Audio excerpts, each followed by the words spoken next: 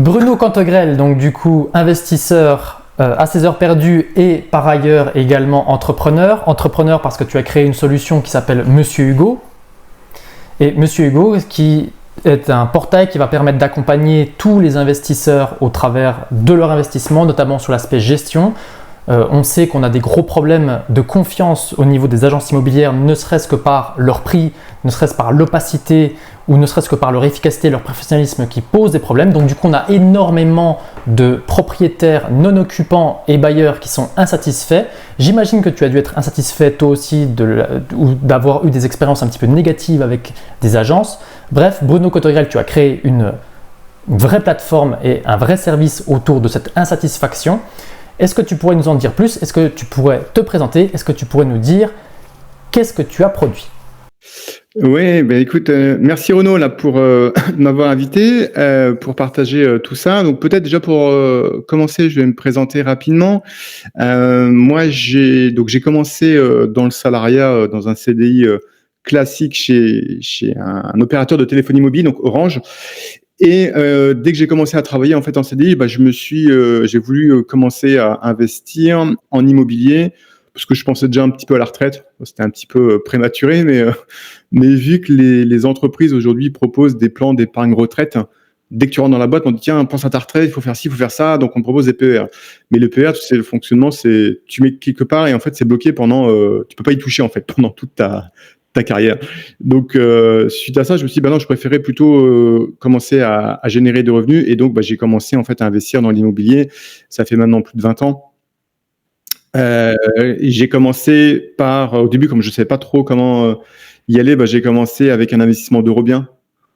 Parce que ça... Est-ce que pour les auditeurs, tu pourrais juste nous réexpliquer un petit coup ce que c'est que l'Eurobien? Parce que tout le monde n'est pas expert comme nous, moi je le sais, mais est-ce que tu pourrais le réexpliquer? Quel était le dispositif en vigueur à l'époque? Oui, donc le dispositif d'Eurobien, donc c'est un dispositif de défiscalisation proposé par le gouvernement. Depuis, tu en as eu plein d'autres. Tu as eu le dernier, on va dire, qui se finit là, c'est le Pinel. Mais l'idée de tous ces investissements, c'est de construire du logement neuf en France. Et pour construire le logement neuf, en fait, l'État demande en fait à des investisseurs privés en fait d'investir, donc de mettre de l'argent pour financer des programmes neufs. Donc tu as des promoteurs en fait qui se lancent, qui ont besoin d'investisseurs, et ensuite donc tu as tout un tas de personnes qui achètent en fait un logement, et donc il y a un avantage fiscal à le faire parce que derrière tu peux amortir ton bien. Donc dans le cas d'Eurobien, tu avais un amortissement particulier en termes de pourcentage que tu pouvais amortir les 5 premières années et ensuite les 8 années qui suivent. Donc, ça te permettait de créer donc du déficit foncier, mais surtout du déficit au niveau de tes revenus. Donc, ça te permet notamment de baisser entre 3 et 4 000 euros tes impôts chaque année. Donc, c'est ça le dispositif. Après, chaque nouvelle loi un petit peu améliorée ou embellie. Et ce que l'on vend principalement lorsqu'on est promoteur ou lorsqu'on est banquier, c'est ce que moi j'aime bien appeler le mécanisme de creuser l'IR. C'est-à-dire qu'on va aller creuser effectivement un déficit, mais ce que l'on vend en fait sur tous ces programmes-là, c'est avant tout une ristourne fiscale. Et j'aime bien dire que ces programmes-là sont bien pour les investisseurs qui veulent creuser leur IR, donc ceux qui ont pas mal de revenus et qui ont une fiscalité qui est un petit peu dégueulante au niveau de l'IR. Moi j'aime bien dire que c'est vraiment ça, quoi, principalement. Ouais, donc effectivement, je me suis lancé comme ça parce que j'avais aucune connaissance et je m'étais fait accompagner par un conseiller en gestion en patrimoine, les fameux CGP. Il y a peut-être qui nous écoutent. Et donc du coup, j'ai acheté dans le neuf, donc donc tout était neuf. J'ai fait un prêt. Alors, quand j'ai commencé, les banques proposaient encore des prêts à durée variable, à taux variable, excuse-moi, à taux variable. Donc ça maintenant il n'y en a plus trop, hein. Je crois que ça se fait plus maintenant, enfin c'est fini. Une petite proportion de taux variable et puis le reste en fixe. Donc du coup en fait on va dire j'ai un peu tout testé, mais c'était un peu mes erreurs quand j'ai commencé parce que quand tu investis dans du Eurobien en fait tu fais tes calculs de renta sur la défisque. Maintenant j'ai appris que non, tu fais plus tes calculs en fonction de la fiscalité, mais tu fais juste tes calculs en fonction de ce que ça t'a coûté, toutes tes charges, tes travaux et combien tu vas le louer. pas en rajoutant les avantages fiscaux, parce qu'après, ça s'arrête, les avantages fiscaux. De plus, tu vois, au niveau du prêt bancaire, bah, les taux, ils avaient augmenté. Donc forcément, comme j'étais sur un taux variable, bah, mes mensualités, ils ont augmenté. Comme c'était dans le neuf, il y avait énormément d'intermédiaires, le promoteur, le commercialisateur, l'agence qui s'occupait de faire l'intermédiaire entre les CGP et comment dire oups, j'ai perdu là. Hop, voilà. Et donc là, et donc entre le lien entre les CGP et les commercialisateurs, donc du coup en fait tu perds énormément de ta marge, énormément de ta rentabilité, et les loyers avaient été surélevés, surcotés, pour gonfler la renta. Voilà. En plus, j'avais investi dans un secteur que je connaissais pas, donc ça aussi c'était une bourde. Ah, mais c'était le truc à pas faire, mais je l'ai fait, quoi, tu vois. J'ai pas pris le bon prêt bancaire, j'ai pas pris le bon investissement, parce que c'était sur de la défisque. J'ai acheté dans le neuf, donc déjà le neuf tu le payes beaucoup plus cher. J'ai acheté dans un endroit qui était où il n'y avait pas de demande locative, il y en avait très peu. Et il y a eu beaucoup. Comment ? On était où, si c'était pas indiscret ? On était dans le sud-ouest, vraiment au nord, enfin peut-être à 1h30, 2 heures de Toulouse, quoi. Mais c'était même pas la banlieue, quoi. C'était la campagne, presque. C'était la pampa. Donc du coup, et en fait, les promoteurs construisaient là où il y avait du terrain, donc ils construisaient pas dans les villes, quoi. Parce qu'il n'y a pas de terrain pour construire. Donc du coup, tu achètes plus cher. Les loyers étaient surévalués. Donc comme 9 mois après, l'agence Foncia qui a été mandatée n'avait pas trouvé de locataire, bah ils m'ont dit, bah on fait quoi là ? Le gros souci avec la défiscalisation, c'est que tu as 12 mois pour trouver un locataire. Si tu n'as pas trouvé un locataire, tu perds tous tes avantages fiscaux. Donc, c'est une opération pas rentable du tout. Donc, du coup, j'ai dû baisser le loyer. En baissant le loyer, ils ont finalement trouvé quelqu'un. Voilà, donc ça a été un peu le fiasco, tu vois, ces débuts-là. Mais bon, voilà, ça m'a quand même permis de mettre le pied à l'étrier. Mettre le pied à l'étrier. Après, je ne le referai pas. Je sais pas un truc que je referai. Et puis voilà.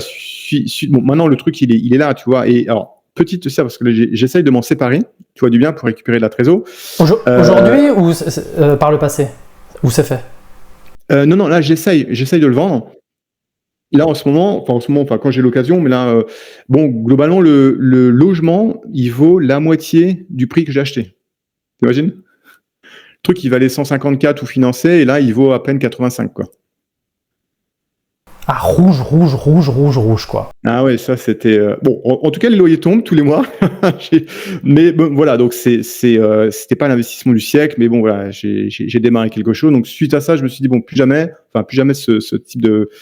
Et donc, c'est aussi un message à faire passer, c'est par rapport à des projets qu'on vous vend, qu'on peut te vendre aussi sur des tableurs, avec des beaux graphiques et des beaux calculs de renta.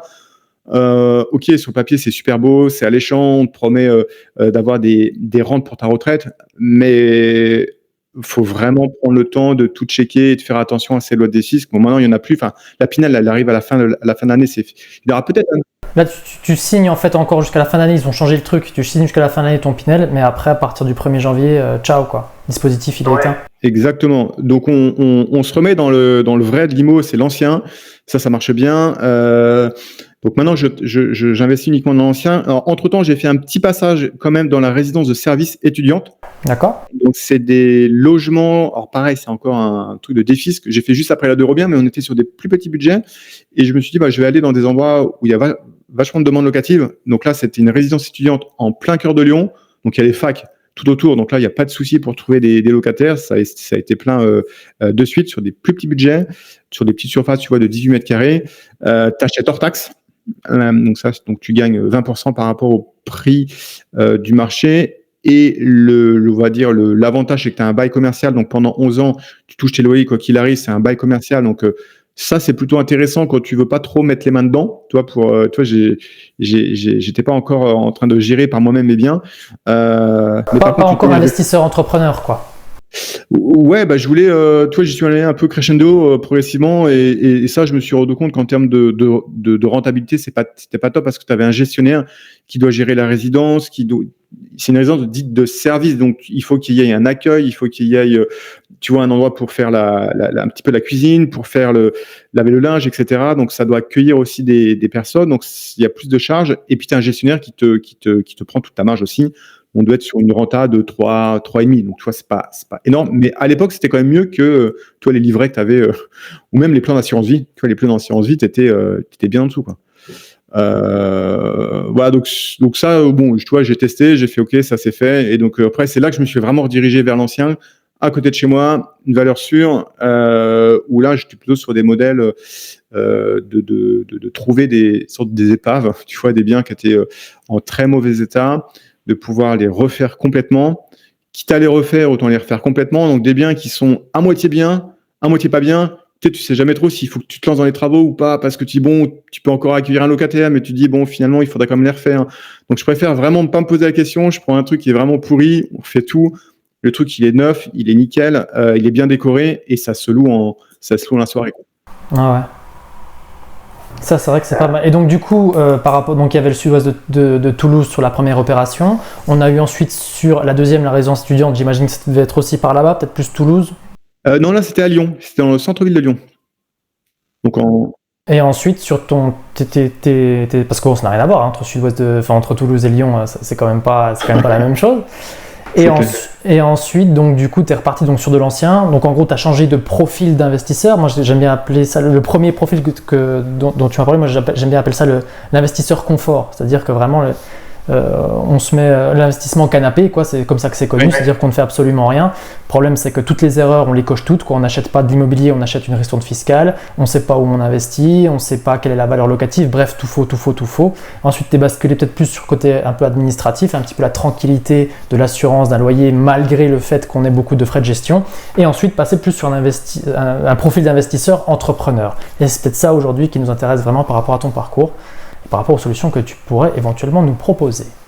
Ouais, exactement. Tu as bien résumé la situation. Donc du coup, aujourd'hui, moi, j'ai un peu tout testé. Tu vois, j'ai même fait des ventes aux enchères à la bougie.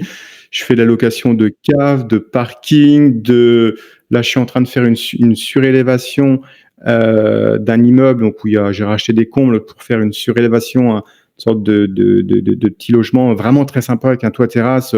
Donc, tu vois, ça allait un peu crescendo. Ah, là, c'est pas débutant, ça déjà. Une surélévation, c'est un sacré bordel à obtenir. Donc là, on est quand même passé sur une autre échelle, quoi. Oui. Bah après, tu vois, c'est intéressant parce que dans l'immobilier, tu peux avoir une marge de progression. Tu peux commencer avec 3 fois rien. Même, tu vois, des amis qui ont peur d'investir, je leur dis, bah, commence par un parking. Tu vois, ça te coûte rien un parking. Voilà, mais il faut commencer à un moment donné et ensuite monter progressivement.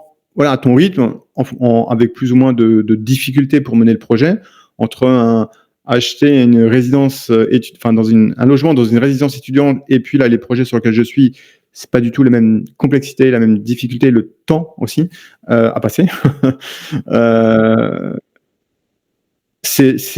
Oui, tout à fait. Je pense que c'est bien résumé.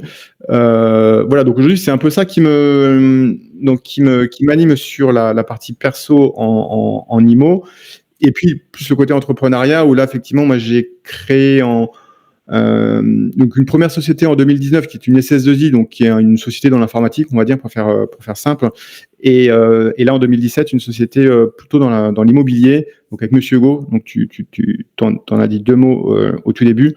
Et l'idée, c'était de pouvoir gérer à la base tous les problèmes qu'on peut avoir quand tu fais de la location. Savoir, il faut trouver le locataire, il faut trouver les bons locataires, il faut étudier les dossiers, il faut savoir comment faire un bail proprement, il faut savoir donc vérifier le dossier, ça je te le dis, il faut être capable de collecter les loyers tous les mois sans avoir trop de retard, de gérer les impayés, de gérer toutes les demandes des locataires qui veulent toujours un truc. Il y a toujours un truc qui ne va pas, ou sans compter les litiges. Donc, c'était une sorte de solution globale qui te permet de gérer l'administratif, la compta et la fiscale, d'automatiser, parce qu'après, ça prend un petit peu de temps. C'est compliqué tu vois, par exemple, les baux, ils évoluent tout le temps, quoi. Donc, le bail de location, on l'a mis à jour là, en début d'année. L'acte de caution solidaire, pareil, on a dû le mettre à jour. Parce que tu as des mentions, tu vois, que tu dois rajouter. Si tu rajoutes pas certaines mentions dans l'acte de caution, le truc, il est caduc. Donc, ça n'a aucune valeur. Hein? Ouais, c'est ça, il est caduc. Il est caduc, donc toute cette réglementation qui est assez lourde en France, tu vois, et moi l'idée c'était pas de passer trop de temps à éplucher tous les textes de loi et suivre l'actualité sur le site du gouvernement pour savoir qu'est-ce qu'il faut mettre à jour sur le bail et pourquoi l'acte de caution il sera plus bon dans 6 mois. Donc c'était vraiment de mettre à disposition des services et des solutions pour que le propriétaire puisse louer, en conformité avec la réglementation, donc sans trop se poser des questions, et puis automatiser toute sa gestion. Mais surtout, moi, ce qui m'avait vraiment embêté, c'est d'être seul. Tu vois, quand tu as décidé de gérer tes logements tout seul, donc c'est-à-dire que tu passes pas par une agence immobilière, donc décision, ouais. Il y en a beaucoup qui prennent cette décision. Hein. Tu vois, au début, quand j'ai commencé, la Dorobien, elle était gérée par l'agence immobilière. Parce que c'était loin de chez moi, parce que c'était le premier, je dis bon, c'est le package. C'est le package. Mais globalement, dès qu'il y a un souci, l'agence t'appelle, quoi. Elle t'appelle, elle dit tiens, il faut faire ci, il faut faire ça. Le locataire. C'est-à-dire qu'il faut gérer l'agence comme si tu gérais le locataire. C'est la même chose. Oui, t'es pas à l'abri. Enfin, globalement, c'est que c'est pas comme si tu achetais des actions en bourse ou même des SCPI où tu n'as rien à faire. Là, même en passant par une agence, tu as quand même des trucs à faire. Et généralement, ce que tu as à faire, c'est pas drôle parce que. Ouais, c'est ce que tu n'aimes pas. Ouais.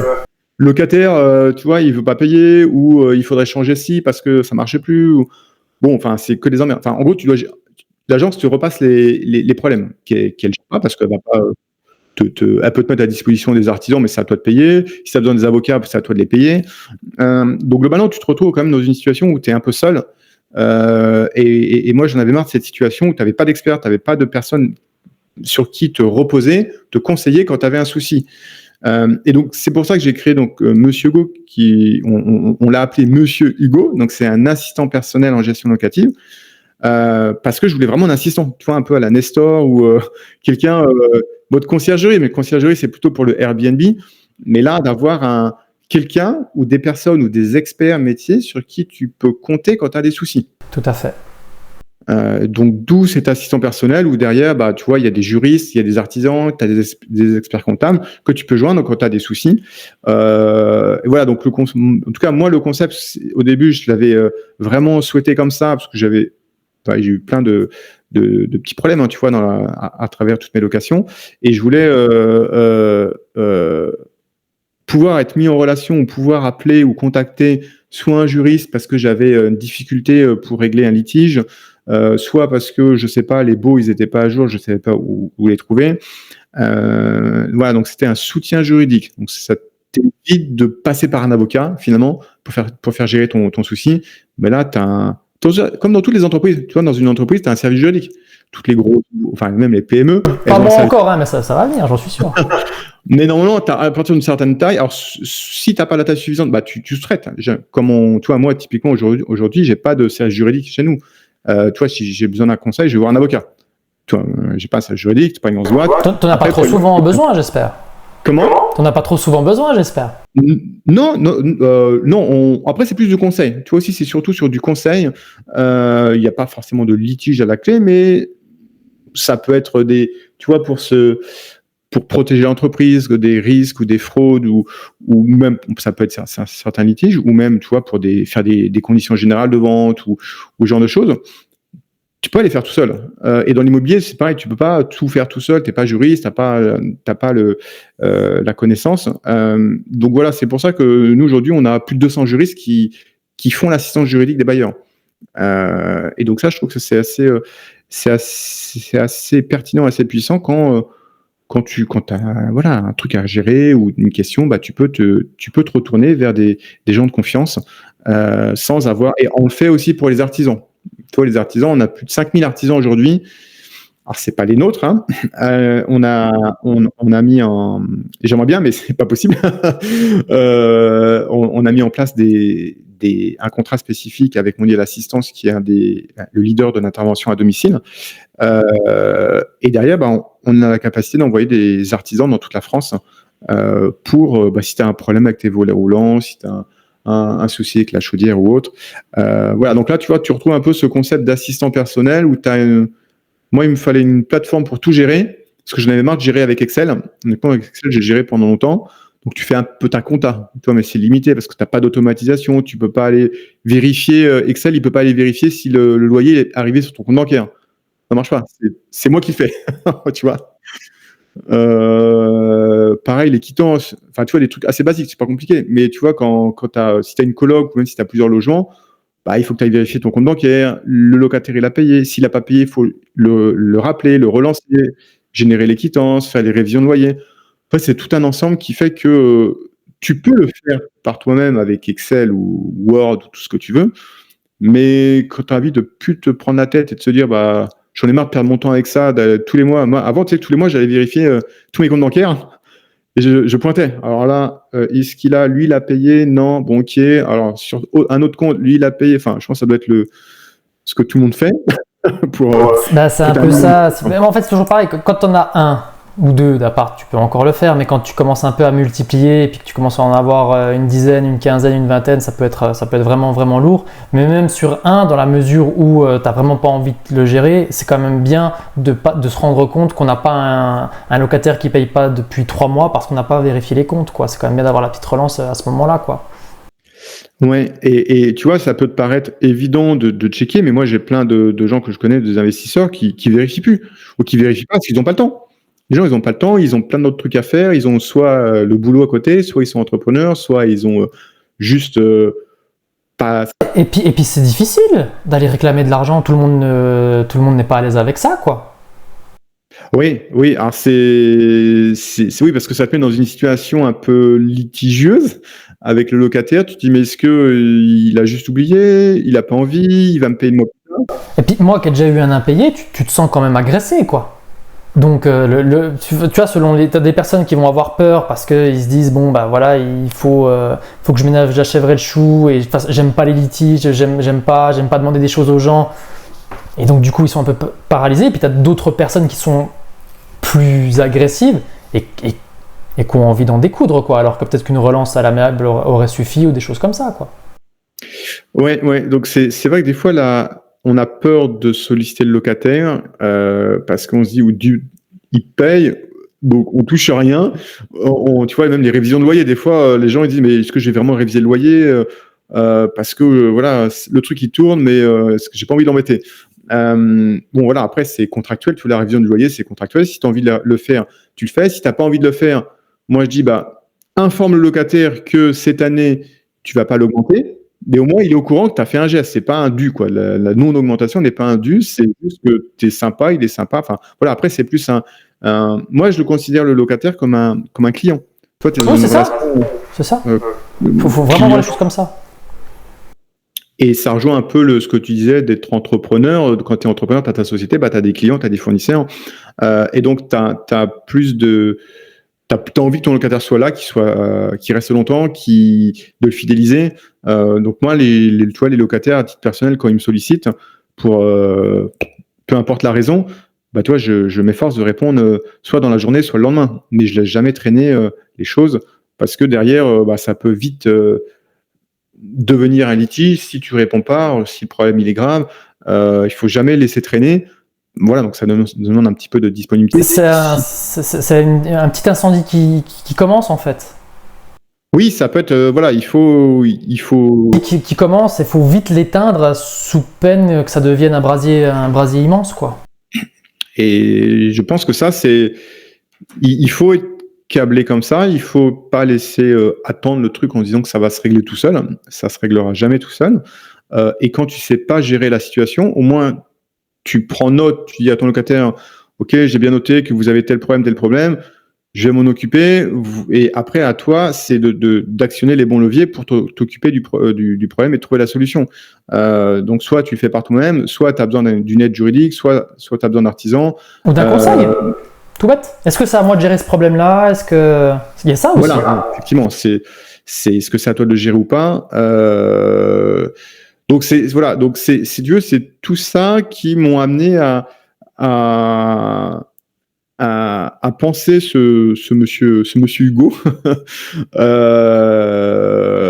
parce que je voulais plus forcément, je voulais plus passer par des agences immobilières, j'en avais marre d'Excel, et je voulais surtout cet accompagnement qui était pour moi super important, parce que tu vas faire des quittances, ok, ça prend du temps, c'est pas compliqué, mais quand tu as des problématiques juridiques, le faire tout seul, ça marche pas, et puis quand tu traites un problème tout seul, tu as beaucoup d'affect. C'est-à-dire que tu veux absolument régler le litige parce que tu sais que tu as raison. Et tu sais que l'autre, il a tort. Mais le locataire, il pense comme toi. Il va dire, mais non, je sais que le propriétaire, il a tort et moi, j'ai raison. Et en fait, ton truc, il avance pas. Parce qu'il y a tellement d'affect, chacun va être un peu stressé. Et donc, pour te sortir d'un pataquès comme ça, il faut un tiers de confiance, quoi. Ah, je suis d'accord. Je suis d'accord, parce que les litiges vont assez vite, et puis c'est vrai que c'est bien d'avoir qu'est-ce qui est vrai, qu'est-ce que dit la loi, qu'est-ce que dit le contrat, de quoi il en retourne, quoi. Et c'est vrai qu'avoir ces informations à portée de main au travers de ton petit outil, c'est quand même pas mal. Et donc, j'imagine que tu avais pensé à tout ça, parce que justement, tous ces problèmes, tu as été tout simplement confronté, quoi. Oui, alors exactement, là, avec les...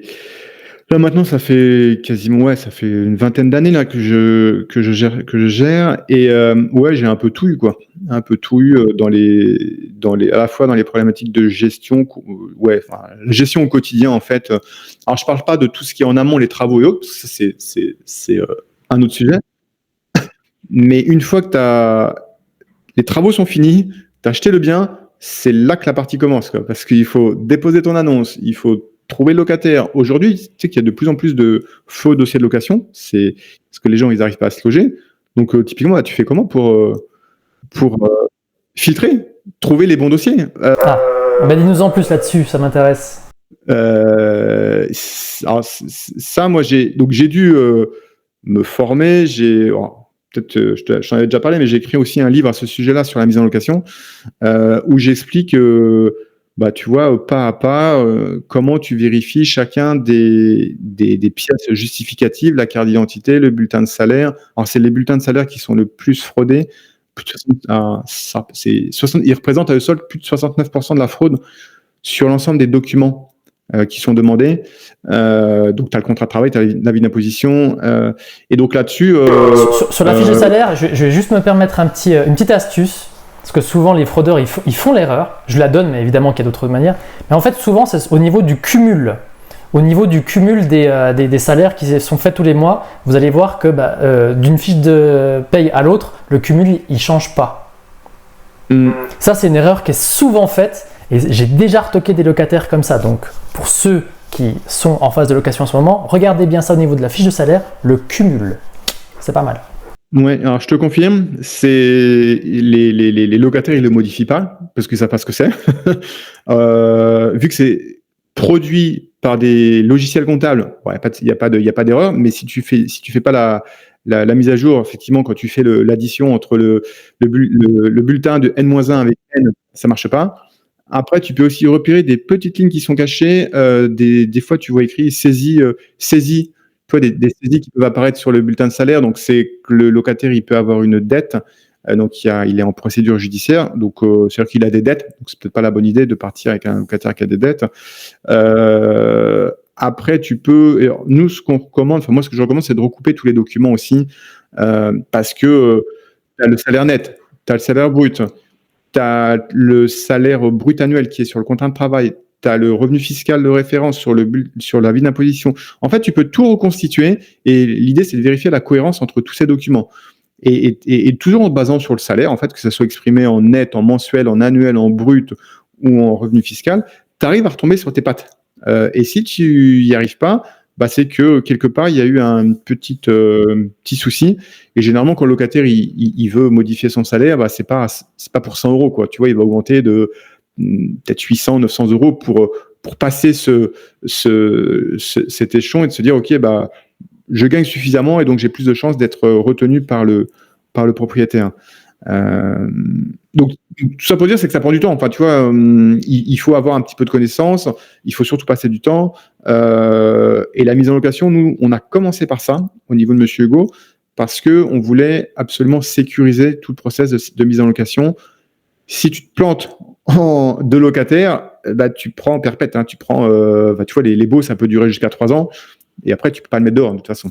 Ah, moi, ma procédure, parce que j'ai eu un impayé, puis un costaud, hein.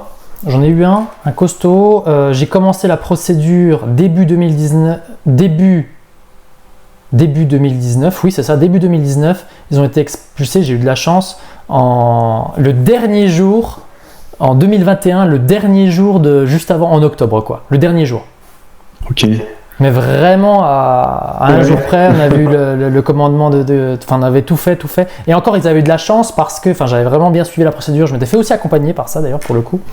Et j'avais eu de la chance parce qu'on était en période Covid et les trêves hivernales avaient été prolongées. D'accord. À cette époque-là. Et donc, alors que leur expulsion devait plutôt être pour fin 2020, ils ont quand même pu gagner un an entre guillemets, quoi. Sachant que la procédure, je me souviens, je l'ai lancée en février 2019. Ok. Ouais, c'est sûr que c'est long. Au pic de la dette, ils me devaient 11 000 euros. Au pic de la dette. Ok. Ouais, ça fait un petit budget. Pas mal, hein. Au pic de la dette, ils me devaient 11 000 euros. Et à la fin, lors de leur expulsion, on avait tout purgé. Et puis, au final, ils m'en devaient plus que 1000. Ouais.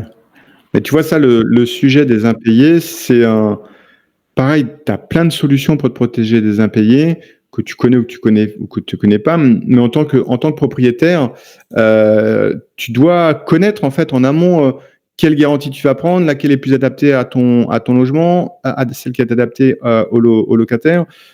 Et donc nous, c'est effectivement via Monsieur Hugo, c'est ce qu'on c'est ce qu'on recommande en fait automatiquement en fonction de ta location. Et donc on va t'orienter vers telle ou telle garantie.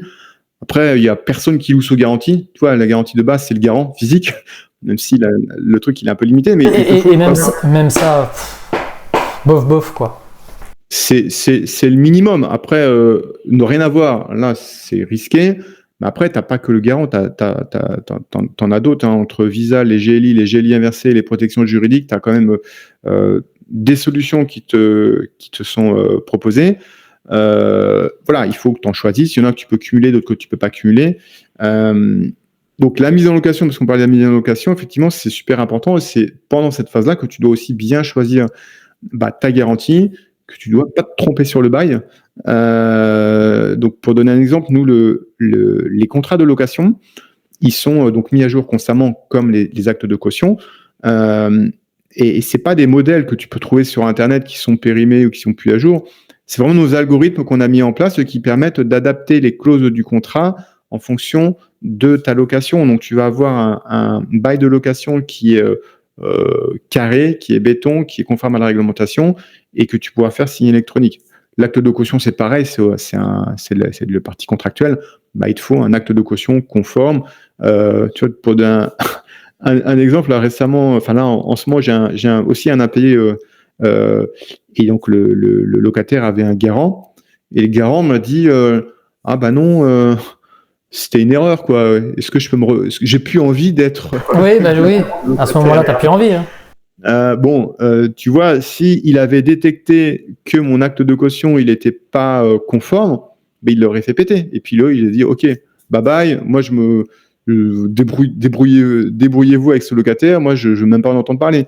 Voilà, donc c'est important d'avoir les documents contractuels à jour parce que c'est le jour où tu as un litige que tu vas ressortir les contrats.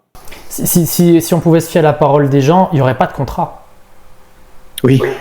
Ça n'existerait pas, tout simplement. Mais si on est devenu un pays si administratif, ça veut bien dire qu'il y a des litiges pour des oui ou pour des non. Et la France étant ce qu'elle est, eh bien, pour chaque litige, on va essayer de créer une règle générale pour plus que ça ne se reproduise. Et c'est comme ça qu'on se retrouve avec un millefeuille administratif dans notre pays, quoi. Oui, tout à fait. Donc c'est un peu fastidieux, tu vois, les parties contractuelles, les gens, ils ont dit, bon, ok, je vais prendre mon vieux bail, que ça fait 10 ans que j'utilise. Moi, j'entends souvent ça, mais un bail, oui, ok, j'en ai un, mais oui, mais ton truc, il est plus à jour. Pourquoi tu le mets pas à jour? Après, par méconnaissance aussi, les gens, ils se disent, ça fait par habitude. Tu vois, c'est plus par habitude. Ça fait des années que j'utilise ça, donc voilà. Donc, il faut aussi avoir ce mécanisme d'esprit, cette ouverture d'esprit et de se dire, les choses changent et je dois, moi, être au courant de ce qui change et comment, qu'est-ce que je dois faire pour être de nouveau conforme. Voilà, donc tu vois, quand tu es tout seul, tu as besoin de cet accompagnement, d'avoir des outils juridiques, d'avoir des assistants qui te permettent de te remettre un peu sur le droit chemin et sur les bons rails parce que tu peux vite sortir. Et une fois que tu es sorti, après, c'est compliqué de te remettre. Toi, si mon acte de caution solidaire, il était pas bon, parce que j'ai pas mis la dernière mention, bah, le garant, il me dit, bah non, hop, tant pis pour toi. Hein. Je résilie. C'est la première question qu'il m'a demandé, j'ai envie de le résilier. Ah non, pas résilier un acte de caution. Et encore moins à ce moment-là. Et encore moins à ce moment-là. Mais tu vois, il voudrait creuser le truc, il se dirait, attends, mais je vais regarder comment le résilier. Ah, mais toujours. En agence, c'est toujours ça, c'est-à-dire qu'on se fait confiance, les gens signent les mandats, et puis d'un coup, on trouve un acquéreur qui. Je vous donne un autre exemple, mais c'est pour imager. Et tout d'un coup, on trouve un acquéreur au prix et conditions du mandat, et puis les choses deviennent concrètes, et puis finalement, un vendeur, il veut plus vendre. Ben oui, mais vous avez signé un papier, vous avez lu ce qu'il y avait dessus. Donc, et ils veulent se rétracter à ce moment-là. Je dis, mais vous pouvez, mais attention les frais, quoi. Attention les frais. Cela étant dit, je connais aussi des propriétaires qui marchent beaucoup à la confiance et qui logent des personnes que personne ne veut loger, en fonction pas forcément de la qualité des papiers qui sont donnés, dans la mesure où les papiers, ils vérifient aussi les papiers, la cohérence, tout ça, ok, ils les vérifient. Mais mettons que les papiers soient pas spécialement trop bons. Par exemple, qu'il y a un salaire qui ne couvre pas tout à fait tout, qu'on soit à 50%, des choses comme ça, il accorde la confiance. Je ne dis pas qu'il fait la morale, mais disons qu'il arrive à amener les choses et à faire la sélection des personnes, parce que ça ne veut pas dire qu'une personne n'a pas d'argent, qu'elle est malhonnête et qu'elle ne va pas payer ou qu'elle va poser des problèmes. On demande tout ça parce que s'il y a des problèmes, effectivement, c'est mieux de pouvoir taper sur quelqu'un de solvable. Mais c'est quelqu'un qui fait ça depuis 15-20 ans, il a une cinquantaine d'années, le monsieur, et il n'a jamais eu un impayé. Mais moi, là-dessus, tu vois, ça m'étonne pas parce que pour moi, il y a 50% de ta décision qui est faite sur des critères objectifs, donc le dossier de location, tu analyses tout ça, et les 50% restants, c'est c'est subjectif, quoi. C'est comment tu as ressenti le locataire, est-ce qu'il était à l'heure, est-ce qu'il t'a prévenu s'il était en retard, les gens, est-ce qu'il s'essuie les pieds avant de rentrer chez toi, des trucs tout bêtes, est-ce qu'il fume dehors ou pas. Moi, je leur pose plein de questions, quoi. Je leur demande, est-ce que vous habitez loin, votre travail il est loin du logement? Parce que si je sais qu'ils mettent 1 heure pour aller travailler, ils vont pas forcément rester, parce que tu vois, 2 heures de trajet dans la journée, ça peut être fatigant, ils vont changer. Alors, c'est pas trop vrai chez moi, du coup on est à côté de la frontière suisse, il y a les bouchons, tout le monde est à 1 heure du travail. Ah, moi je suis en région parisienne, donc tu peux vite te taper 1 heure de transport en métro ou RER ou bus, tout dépend où tu travailles. Donc, mais tu vois, ça, c'est des choses, en tout cas, moi, que j'intègre parce que s'il met plus d'1 heure pour aller bosser, et tu vois, c'est fatigant, c'est usant, il va peut-être pas forcément rester, ou c'est peut-être un logement de dépannage, finalement, parce que il a absolument besoin de trouver quelque chose. Voilà, et puis donc après, c'est toute cette part de subjectivité, je peux l'avoir parce que je fais les visites, tu vois, à titre perso, je fais visiter les logements. Donc, je vois les locataires, je vois les candidats, donc je peux voir un peu comment ils parlent, comment ils s'expriment, que tu n'as pas quand tu passes par une agence où eux, au niveau de l'agence, c'est le dossier, quoi. Oui, il y a quelque chose que j'élimine assez rapidement, même immédiatement, c'est quand ça commence à copiner trop vite. Ça, c'est quelque chose, pour moi, ça c'est vraiment un point rouge, quelqu'un qui veut copiner alors qu'on se connaît depuis 20 minutes. Il y en a beaucoup des comme ça, qui essaient justement d'amadouer un peu comme ça, le tutoiement. Alors déjà que moi de base, je suis pas un grand fan, je suis un grand fan du vouvoiement, mais c'est vrai que alors, des locataires qui se mettent très vite à me tutoyer, j'ai du mal. Et je sais qu'il y a plein d'aspects, effectivement il y a l'aspect juridique, effectivement est-ce qu'il est solvable ou pas, mais il y a surtout vraiment le bonhomme qui est en face de soi. Et je vois qu'il y a des gens on sent qu'il n'y aura pas de problème avec eux, c'est juste leur dossier qui pose problème, quoi. Ouais.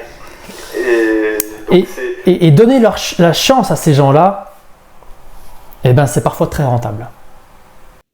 Oui. Moi, tu vois, je cherche pas non plus à avoir 3 fois le montant du loyer parce que c'est compliqué. Tu vois, les loyers en proche région parisienne, ils sont assez élevés, donc c'est difficile d'atteindre 3 fois le revenu. Mais par contre, une personne qui gagne moins, qui peut gagner 2 fois, par exemple, ou toi, ça me gêne pas parce que je sais qu'elle va tout faire pour garder le logement, qu'elle sait que c'est difficile d'avoir un logement, qu'elle ne gagne pas 3 fois, donc c'est encore plus difficile pour elle. Et donc ces gens-là, ils vont tout faire pour essayer de payer leur loyer pour rester dans les lieux. Mais moi, j'ai plein de locataires qui gagnent moins de 3 fois du loyer. Et toi, j'ai pas forcément eu de soucis. Et quand tu es dans un modèle agence immobilière, bah, tu vois, les agences, elles se prennent pas la tête, elles regardent il faut que ça fasse pas parce qu'elles prennent une GELI derrière, quoi. Elles prennent une garantie loyer impayé. Donc, tu as plus de liberté quand tu gères tout seul aussi pour choisir ton locataire. Ça, c'est important. Tu peux choisir la garantie que tu veux. Ça, c'est bien parce que, tu vois, la garantie loyer impayé, tout le monde ne la prend pas. Parce que c'est un coût quand même. Et puis, c'est l'assureur qui va finalement valider le locataire. Donc, quand tu le fais par toi-même, nous, on propose aux propriétaires on leur dit, bah, tu as soit l'acte de garant, donc via l'acte de caution, tu as soit notre protection juridique qui va te protéger des impayés, si tu veux absolument la garantie loyer impayé, on en a négocié une qui est canon avec Allianz, et puis après, tu as Visal. Voilà, tu as Visal ou les GELI inversés. Voilà, mais au moins, il est libre, tu vois, il peut regarder en fonction du risque. C'est quoi le risque que tu veux prendre? Est-ce que tu as de la trésorerie ou pas? Si tu n'as pas de trésorerie et que tu peux pas te permettre d'avoir un mois de loyer sans loyer, bah là, il faut partir sur une GELI. Si tu es prêt à prendre un petit peu plus de risques. Voilà, donc en fait, c'est comme comme quand tu es en bourse, tu as des niveaux de risque. Pour les garanties, c'est pareil. En fait, ça va dépendre vraiment de comment ta sensibilité au risque, de ta trésorerie, du loyer que tu proposes. Tu vois, Visal, si tu es trop haut en loyer, c'est pas couvert. Voilà, donc c'est vraiment Et tout ça, ça se fait en amont. Tu vois, c'est la mise en location et tu as beaucoup de choses à faire. Et c'est pour ça que nous, on a commencé par lancer notre service de mise en location et que suite à ça, on a basculé sur la gestion qui découlait où, tu vois, on fait, moi, ce que j'adore et ce que je fais pour moi, mais ce que tous les autres propriétaires ils adorent, c'est le prélèvement des loyers. C'est tout bête, mais il n'y a personne qui le fait aujourd'hui, sauf les agences comme Foncia. Tu vois, des grosses agences, elles te prennent le 5 du mois et elles te reversent l'argent le 28. Donc, pendant. Tu as un trou de trésorerie. Ouais, c'est vrai. Faut décaler les prélèvements de ton côté. Elle est à côté. Donc, nous. T'as un fonds de roulement à M-1, quoi. Oui, il faut un mois de roulement. Il te faut un mois de roulement, donc fois le nombre de locataires, enfin de loyers que tu as. Donc ça peut vite être important. Et donc le prélèvement, donc nous au niveau du prélèvement, c'est toi qui fixes la date. Hein. Si tu veux te payer le 5, bah, on cale nous les ordres de prélèvement pour que tu aies ton argent le 5. Donc c'est vraiment. C'est quoi ça? C'est un mandat CEPA, quoi, un truc comme ça? Et donc le locataire, on lui fait signer un mandat CEPA. Tu as raison. Et ça se fait en ligne depuis son compte. Le locataire, il signe son mandat CEPA. Et ensuite, le prélèvement est mis en place le mois prochain. Et l'argent, il est collecté, il est mis sur des comptes séquestres. Donc, c'est complètement étanche et verrouillé. Et automatiquement, l'argent, il est reversé par virement sur le compte bancaire du propriétaire. Et donc, c'est la plateforme qui va piloter les flux financiers. Et comme elle pilote les flux financiers, bah, on sait à tout moment ce qui se passe. Ce que le loyer il a été payé, pas payé, est-ce qu'il y a eu un problème avec le prélèvement, un rejet, un rejet ou pas. Donc ça, la plateforme, elle est au courant, et donc ce qui permet de t'avertir. Alors généralement, les loyers sont payés. Il peut y avoir des rejets, mais normalement, ça se passe bien. On t'avertit par email que tu as bien été payé. Donc ça t'évite, tu vois ce que je disais, moi avant j'allais me connecter sur mes comptes bancaires, donc ça me saoulait. Maintenant j'ai juste un petit mail qui me dit ok, ton loyer il est bien été payé. Ça c'est cool. Et ça, honnêtement, c'est un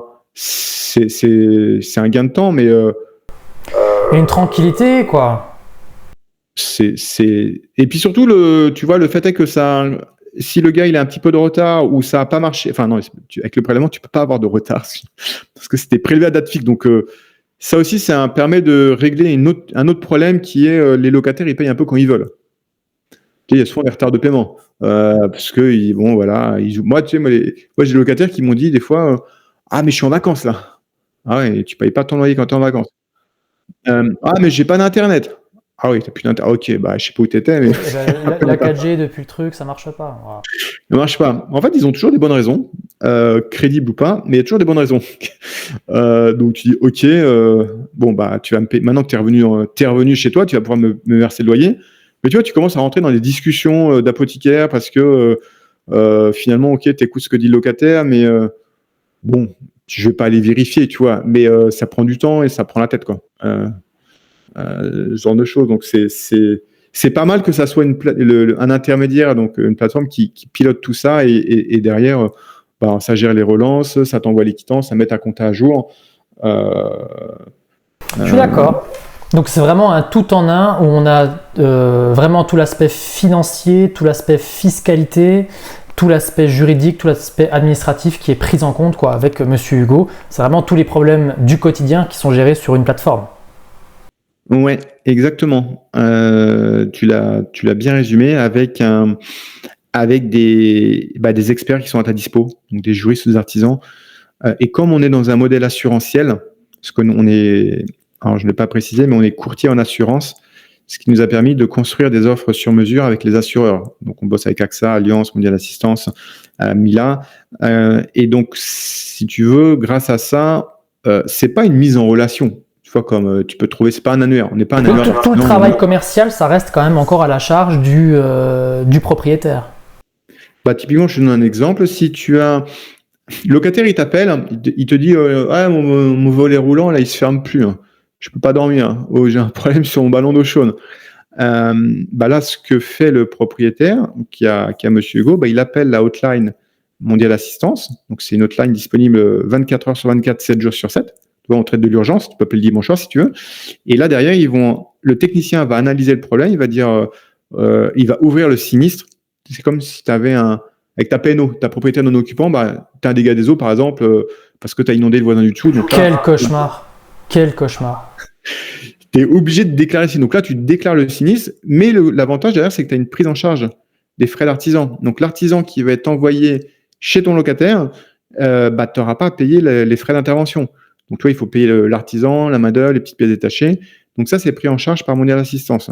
Donc c'est une vraie prise en charge. Et pour la partie juridique, c'est pareil. Si demain, tu dois avoir des avocats ou des huissiers, bah, c'est AXA qui va te payer la procédure, te payer les avocats, les huissiers. Ça coûte cher des procédures judiciaires. Bah, toi qui as fait t'as déjà eu des soucis. Quand tu n'as pas d'aide.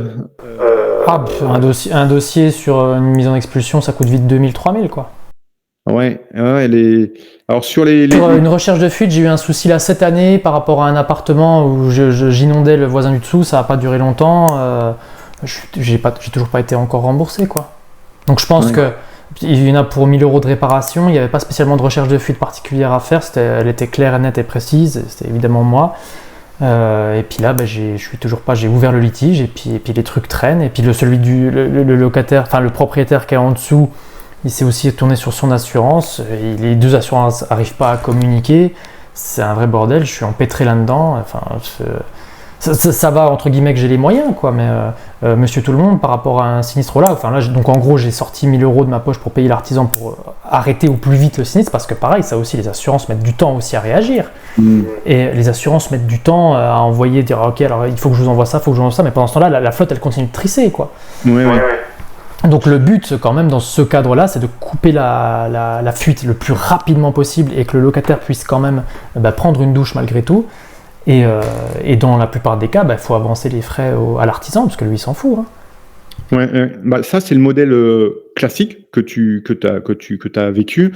Nous, dans le modèle avec Monsieur Hugo, tu n'avances pas les frais. C'est Mondial Assistance qui va t'envoyer Mais moi, la grosse valeur, moi, je trouve que Monsieur Hugo, là, sur tout ce qu'on vient de dire, quand même, mais quelle valeur ajoutée, parce que on n'a pas parlé encore des prix, de ce que ça coûtait par mois, tout ça, mais quelle valeur ajoutée, quoi. Je veux dire, passer par une agence ne dispense pas des problèmes que j'ai eu cette année, par exemple. Oui. Voilà. Passer par apparemment ce logiciel. Alors, je ne sais pas si vous avez régulièrement des litiges et puis dans quelle mesure vous arrivez à les traiter par rapport à ça, quoi. Bah nous, on traite, en tout cas, la cellule de Mondial Assistance, elle traite tous les problèmes liés à la plomberie, donc l'eau, le gaz, l'électricité, les serrures, portes, les fenêtres et les volets roulants et les chaudières, chaudières et ballons d'eau chaude.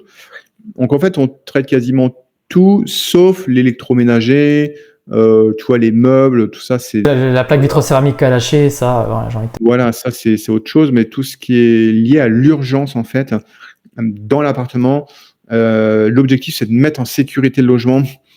Bah, si tu as une fuite d'eau, voilà, ou si tu as un problème électrique, donc tu mets en sécurité et cette mise en sécurité, elle est complètement prise en charge par l'assureur. Donc toi, en tant que propriétaire, bah déjà, tu es content, tu n'es pas en train de stresser, de dire mais qui c'est que je vais appeler parce que je connais pas de plombier. Ils sont tous pris. Enfin, généralement, quand tu fais un artisan, ils sont tous pris. Hein.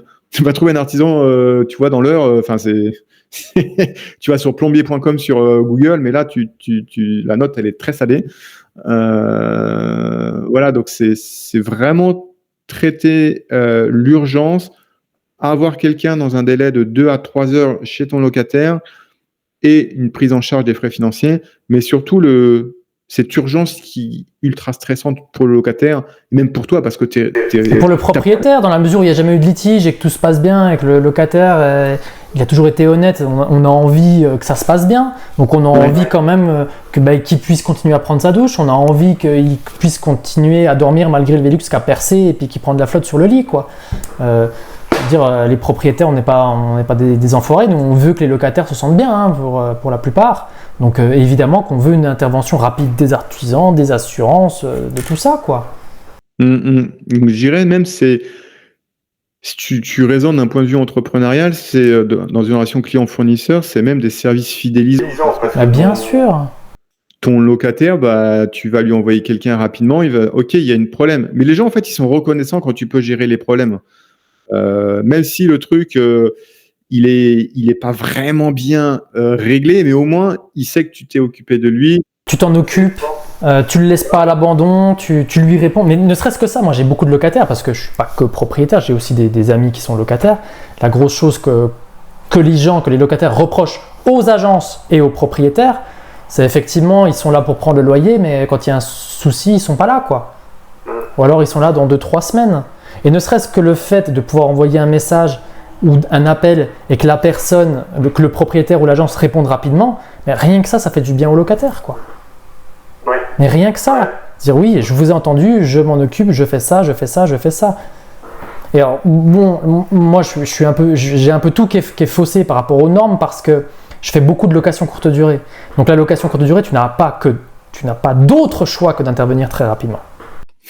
Ouais, là c'est l'obligation. Donc forcément, j'ai développé un réseau sur là où je suis présent qui est très très fort et qui permet d'intervenir très très vite, quoi.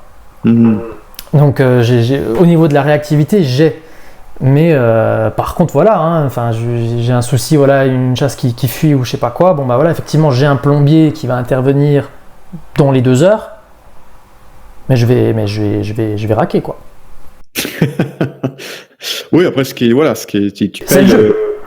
C'est le jeu, quoi. Tu payes l'intervention. Moi du coup j'ai cette même réactivité, mais même sur mes baux plus tradis. Oui. Ouais, d'accord. Donc c'est un peu tout faussé, quoi. Ok.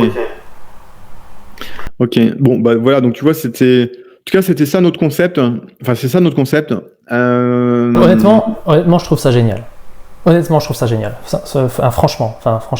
Moi, j'ai regardé quand même, je le dis un petit peu à tout le monde, j'ai quand même regardé ce que proposait Monsieur Hugo.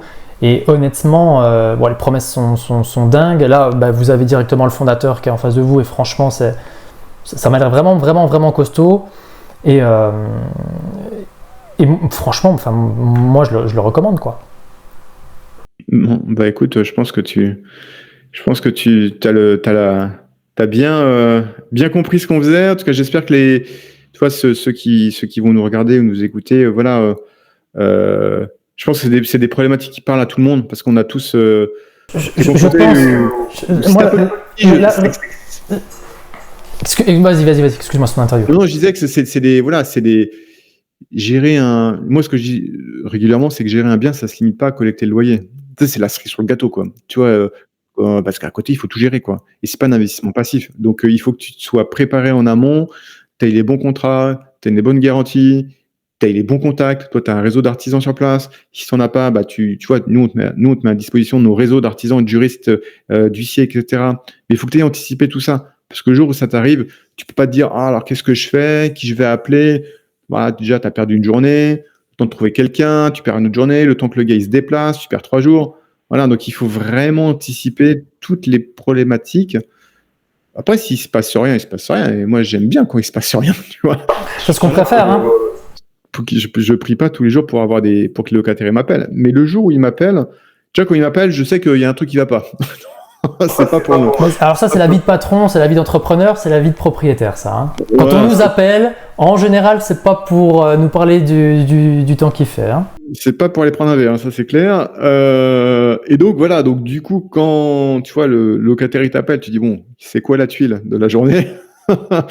Mais ok, je suis armé juridiquement, j'ai un réseau, j'ai fait les choses proprement et je devrais pouvoir m'en sortir. C'est ça le truc, c'est tu dois pouvoir, on te met à disposition les services et les garanties pour t'en sortir et pour gérer tout seul sans, parce que les problèmes t'en auras. On n'est pas là pour retirer les problèmes, mais pour t'aider à les résoudre beaucoup plus rapidement et efficacement, quoi. Non, mais même après, hein, ne serait-ce que sur le bail, le meilleur moyen de régler un problème, c'est de l'anticiper, c'est toujours pareil, et puis c'est qu'il n'arrive même pas. Donc ne serait-ce que ça par rapport à la sélection locataire. Donc si on fait un peu le détail de tout ce que vous proposez, en fait, sur cette application Monsieur Hugo, enfin sur ce site Monsieur Hugo, en gros c'est tout simplement le filtre locataire, on est d'accord? Si on prend étape par étape par rapport à la location. Le filtre locataire, vous ne faites pas l'annonce, on est d'accord? On n'a pas l'aspect commercial. On fait pas l'annonce. Ça, on laisse le propriétaire mettre son annonce sur, allez, Le Bon Coin, au hasard. La première partie, donc du coup, c'est le filtre locataire, là où vous êtes performant. Ensuite, vous allez avoir juste derrière, du coup, la rédaction du bail et les différentes garanties. Ouais. Hein, enfin, je grossis. Hein. Ouais, non, mais. Alors, moi, le filtre, je dirais, on fait la vérification de du dossier. Et qu'il y ait, pour te donner une petite précision, on va typiquement vérifier le revenu du candidat au niveau du centre des impôts. Comme ça permet de bien s'assurer qu'il n'y ait pas eu une petite triche sur la feuille de paye. Voilà, donc c'est une complétude, une vérification. Au niveau du filtre, au niveau du filtre locataire, je pensais la partie administrative, on est d'accord. Hein. Oui, en dépôt dossier, ouais. Ça, si effectivement. Le détail en fait de votre accompagnement sur tout ça, hein, je veux dire, quelles sont les méga plus-values. Là où c'est important, vous ne faites pas la partie commerciale. Là, c'est par exemple quelqu'un comme moi qui pourrait intervenir et qui pourrait dire vous mettez ça dans l'annonce, prenez votre photo comme ça, etc. Ça, vous ne le faites pas. En revanche, une fois que par mon lancement, j'ai réussi à avoir un nombre astronomique de locataires ou je ne sais pas, ou parce que je suis bien placé, enfin bon bref. Ensuite, c'est là vous qui reprenez entre guillemets la main au travers de l'abonnement que vous proposez au travers de Monsieur Hugo, parce que oui, il s'agit bel et bien d'un abonnement. Donc c'est le filtre acquéreur dans un premier temps, c'est là que vous intervenez en premier lieu. Le filtre acquéreur au travers de la vérification du dossier. C'est bien ça? Oui, tout à fait. La vérification du dossier. Ensuite, évidemment que lorsqu'on a trouvé un acquéreur, qu'on a quelqu'un qui a un dossier qui est bon et qu'on a quelqu'un qui nous paraît honnête, on va donc aller rédiger le bail. Pour ça, vous intervenez également et attention effectivement aux différentes mentions que vous pouvez avoir sur bien des sujets sur sur ce sujet-là, parce que ça peut vite être infernal. Évidemment, sur le bail, il y a aussi les différentes garanties que vous mettez en place à ce moment-là. Hein.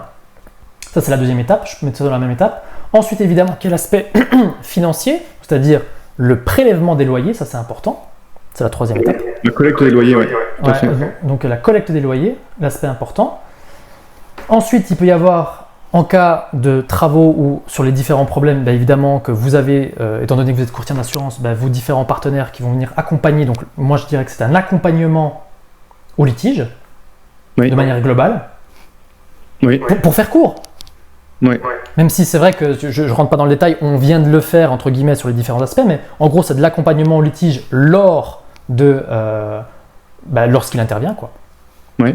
Accompagnement au litige, donc ça fait déjà 4 étapes. Et puis ensuite j'imagine que vous avez aussi tout ce qui va être par rapport à la résiliation du bail, donc redonner les garanties, redonner la caution, redonner toutes ces choses-là, quoi. J'imagine qu'il doit y avoir quelque chose un petit peu dans ce sens-là aussi, quoi. Lors de la sortie, quoi. Oui, après on a des outils pour type la révision du loyer qui calculent ça tout seul, la régule de charge. Voilà, donc on a des outils que tu utilises une fois dans l'année, pour faire simple.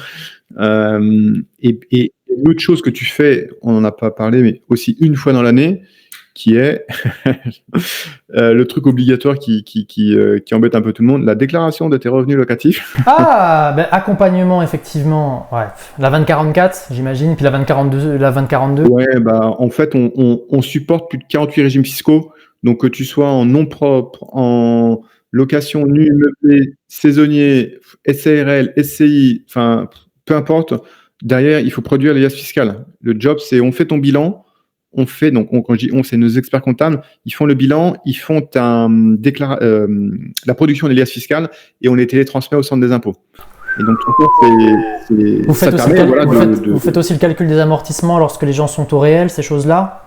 Oui, ah oui, ouais, ça c'est fait. Les calculs d'amortissement, c'est fait quand tu es en LMNP, enfin en réel, dans tous les cas. Oui, c'est obligatoire. Donc, on fait tout ça. Donc, ça, c'est la partie la plus facile pour le propriétaire parce qu'il n'a pas grand-chose à faire. Hormis nous communiquer juste les données, donc les revenus, les charges.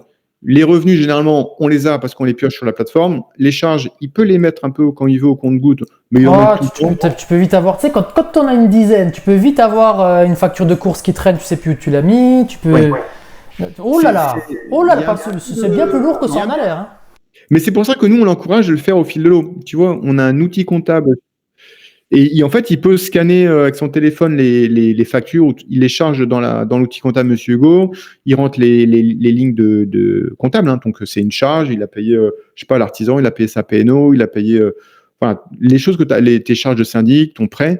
Donc tout ça, tu peux l'enregistrer un peu au fil de l'eau, donc tu as ta compta en ligne, et derrière, nous, on se base là-dessus, forcément pour produire le bilan, mais forcément, il manque des choses. Donc là, l'expert comptable te demande tout ce qu'il n'a pas vu, tout ce qui manque.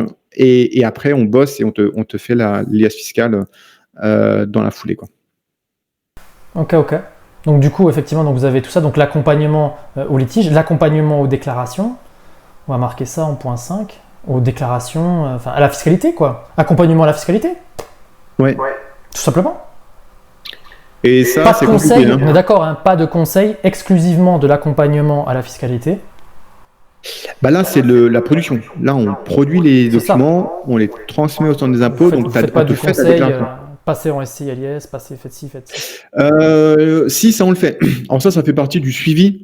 Tu vois, quand le propriétaire me dit « Ok, faites-moi ma déclaration de revenus », on peut être amené à lui faire une simulation s'il demande une simulation. Et dans tous les cas, une fois qu'on a fini son bilan et ses liasses fiscales, on lui produit un bilan prévisionnel, donc sur l'année prochaine. N+1, quoi. N+1, avec une perspective de revenus et de qu'est-ce qu'il a payé comme impôt. Et là, notre job, c'est de lui dire qu'est-ce que tu peux optimiser dans ta fiscale pour réduire tes impôts. Donc ça, c'est quelque chose que les autres cabinets ne font pas. Parce que nous, on est spécialisé émo et on va vraiment essayer de fine-tuner, de trouver les petits réglages pour essayer de payer moins d'impôts. Parce que c'est ça, la fiscalité, c'est d'essayer d'utiliser des choses pour diminuer ton imposition, quoi. Bien sûr. Donc du coup, accompagnement à la fiscalité, accompagnement au litige, les fameuses régules annuelles. Ça aussi, hein, c'est un point de friction, hein, surtout quand on gère en direct, quand c'est une agence qui fait, bon, ça à la limite elle le fait, ça passe pas, mais quand on le fait nous, parfois à les demander parce que le locataire il aime bien par exemple prendre des douches de 2 heures, ou il prend des douches de 15 minutes et puis qu'il y a l'eau qui tombe et puis qu'il faut aller lui expliquer un petit peu gentiment ce qui s'est passé avec les régules de compteur, ça peut poser des petits soucis, on est d'accord, on va pas se mentir, c'est pas mal, donc l'accompagnement là-dessus notamment. Et puis la sortie, quoi. Donc du coup, on a vraiment toute la vie de la gestion locative sur ce site pour un abonnement, au prix d'un abonnement de téléphone, quoi. Oui, c'est vrai. On peut comparer un abonnement de téléphone. On est à 30 € par mois. Au prix d'un abonnement Netflix. Ouais, où tu mets pour un abonnement Netflix, ouais, t'as toute ta gestion et tes garanties aussi, parce que ça intègre bien sûr les non-garanties dont tu parlais, donc la partie juridique et les artisans. Et donc tous tes contrats en fait sont réunis sur une seule et même interface. Donc pour déclarer un sinistre, pour tes attestations d'assurance, voilà, donc tout est réuni. On vous mettra le lien bien évidemment en description du site, et puis je ferai quand même une petite présentation de la page de Bruno à travers Monsieur Hugo, bien sûr. Et donc pour ceux, voilà, et après nous ce qu'on propose c'est un essai de 2 mois où tu peux tout essayer gratuitement. Donc il n'y a pas de CB à sortir, rien. C'est que si tu veux tester pendant 2 mois, bah tu peux mettre en place les prélèvements, tu peux tout faire. Après si ça te va, bah tu dis ok je veux m'abonner. Si ça te va pas, bah tu t'abonnes pas. Donc voilà. Après il y a pas mal de gens qui s'abonnent directement parce qu'ils ont vu plein de vidéos où ils m'ont écouté sur des podcasts. Ils disent bon tiens j'ai envie d'y aller parce que c'est dès lors que tu t'abonnes qu'on active les garanties. Les garanties ça s'essaye pas. Mais comme les gens, ils veulent aussi des garanties pour voir si déjà votre produit marche, la prise en main, quoi. Voilà, après, c'est plus de la prise en main, mais bon, voilà, après, nous, on fait aussi des visios pour expliquer aux gens s'ils ont des soucis, mais généralement, c'est assez simple. Voilà, et l'abonnement, il est bien sûr, comme les frais d'expertise comptable comme toutes tes charges, en fait, sont déductibles de tes Évidemment. charges. Voilà. Évidemment. Là, franchement, je trouve que c'est vraiment pas mal du tout. Ça limite effectivement de prendre un comptable, ça limite pas mal de frais. Donc je trouve ça vraiment, vraiment complet, quoi. La promesse est incroyable. Donc je vous invite vraiment à tester tout ça, quoi. Bah écoute, merci. C'est aujourd'hui effectivement nous on a la solution la plus complète du marché. Les choses qui nous manquent, mais on travaille dessus, c'est la visite et l'état des lieux. La délégation de la visite. Pour ceux qui sont à distance et qui veulent, pas forcément faire la visite. Donc là, on va mettre en place un système où tu peux déléguer ta visite à un agent sur place qui fera la visite à ta place. Idem pour l'état des lieux. Après, aujourd'hui, les gens, ils se débrouillent par leur... Juste la visite, il faut trouver des agents qui vont juste ouvrir la porte. Ouais. Et alors pour les rigolos qui vont voir ça, tous les agents font ça. De toute façon, les agents, ils ne font que ouvrir les portes de toute façon. Hein, voilà, on est là pour ça, nous. J'ai pas dit agent immobilier, hein, j'ai dit agent spécialisé. Non, mais en plus, mais c'est une critique qui revient souvent, mais si elle revient souvent, c'est qu'il y a une raison, c'est vrai. Moi, je le sais parce que moi, j'y croyais pas. Les gens sont très critiques avec les agents immobiliers et j'en suis un. Je fais que de la transac, hein, bien évidemment. Mais il y a pas longtemps, je suis allé faire 2-3 visites pour mon propre compte. Et les agents que moi, je connais, que je fréquente, ils n'ouvrent pas que la porte, quoi. Il y a tout, ils connaissent le bâtiment par cœur, ils ont une grosse relation avec les acquéreurs, ils ont une grosse relation avec les vendeurs, ils connaissent bien tout, techniquement ils sont méga forts. Et puis là effectivement je suis tombé 2-3 fois là, sur des agents un petit peu différents qui étaient là depuis on va dire 3 semaines. Et je comprends que on va dire tu tombes 2 fois sur un agent qui connaît vraiment que dalle, putain la vache, puis tu te dis mais qu'est-ce qu'il fout là, comme à la limite ouvre-moi la porte effectivement, je vais me démerder derrière, quoi. Mais... Parce que je posais la moindre question. Alors peut-être effectivement j'étais un peu chiant, mais vu que je m'y connais, ça allait pas, quoi. Et puis les informations je devais les chercher tout seul, quoi. Tellement ça allait pas, quoi. Enfin bon, bref. Donc voilà, je reviens. Mais alors pour trouver un agent qui va juste, je pense à quelqu'un comme moi. Si moi tu me dis, écoute voilà, moi je te mandate, Renaud, tiens, voilà dans ton secteur là à Métabier, vas-y, tu vas juste ouvrir la porte pour les visites qui ont lieu tel jour telle heure. Tu le ferais pas, mais bon, parce que toi, t'as une plus-value, t'amènes la plus-value ailleurs, mais t'as des agents spécialisés qui font que des visites.